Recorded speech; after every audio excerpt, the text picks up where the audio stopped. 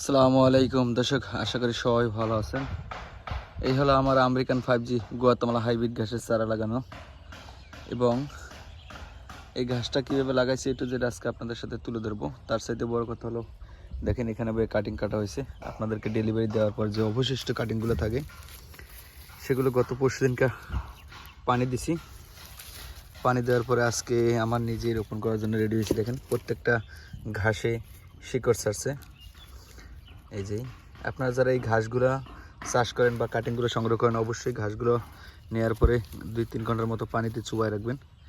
এরপরে যদি আপনারা এই ঘাসগুলো রোপণ করেন তাহলে 100% জার্মিনেশন আসে। দেখেন আমরা যেগুলো বাতিল আপনাদেরকে দেওয়ার পরে যে অবশিষ্ট কাটিংগুলো থাকে সেগুলোই জাগ দিছি, মানে পানি দিছি। পানিটা এখানে বেশি একটা পায় না, যার কারণে দেখেন একটু শুকনো ভাব। যদি সঠিক পানি পাইতো তাহলে ঘাসটা আরও আর কি শিকড় ছাড়তো এরকম। এই দেখেন এই, তবে এই ঘাসগুলো চাষ করতে হলে অবশ্যই মাটি ভিজে ভিজে রাখতে হয়।